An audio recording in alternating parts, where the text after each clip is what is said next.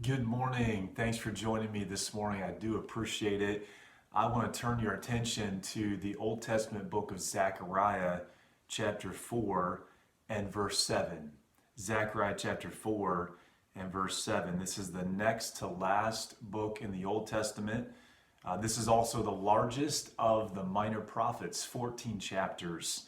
But let's just look at one verse together that I hope will be a blessing and encouragement to somebody today. Verse 7 says this, "Who art thou, O great mountain? Before Zerubbabel thou shalt become a plain. And he shall bring forth the headstone thereof with shoutings, crying, Grace, grace unto it." Now let's go back and notice the question that's asked here at the beginning of verse 7. The Bible says, "Who art thou, O great mountain?" O great mountain. There's a lot of great mountains in this world. Lots of great mountain ranges right here in America.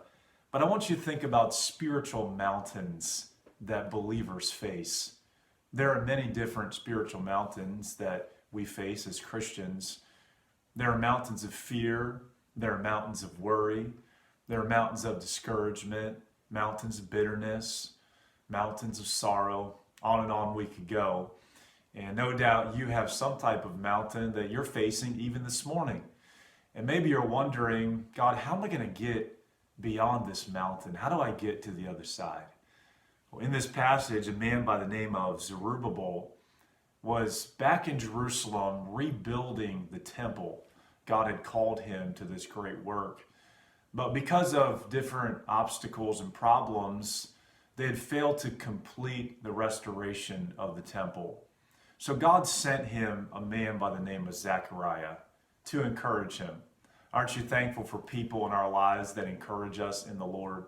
They show up at just the right time with God's message, and it helps us tremendously. And he said to Zerubbabel, first off, God knows your situation. He knows the mountain in front of you. He knows the discouragement, the trials, and God's going to help you to get to the other side of this mountain, Zerubbabel. He says to him in verse 7, "Who art thou, great mountain? Before Zerubbabel thou shalt become a plain." So God was going to take away this mountain and make it into a plain. And our God has the power to do that in each of our lives. He can take that massive obstacle, that big problem that's on your heart and mind that's maybe robbing you of your joy and peace today. God can take that thing away. He can make it into a plain. God has that power. And he would do that for Zerubbabel. They were going to complete this temple. They were going to finish the work. And the Bible says that when it was all done, they were going to put the headstone. That's just kind of the final brick, the last stone. When they put that headstone in, Zerubbabel and all the others there in the city of Jerusalem, it says they were going to shout and they were going to cry, "Grace, grace unto it." You see, they recognized that God was the one that brought them past this mountain. God was the one that helped them to finish the work. And they gave God all the praise and all the glory.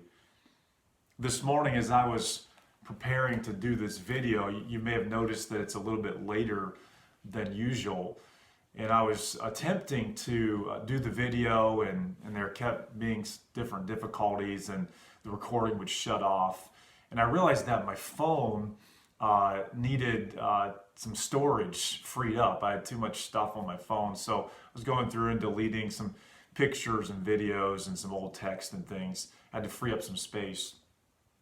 And as I was going through those pictures and videos, I noticed quite a few pictures and videos from the project.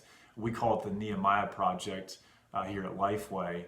And I was looking at the auditorium next door and just some of the different stages of work in there. And I was reminded again and just amazed at how God brought us through that project. And there were some times when I felt like we were in over our heads, but God was so good and so gracious. And now we look at the beautiful product and we say, man, God, you are so good. You did this for us.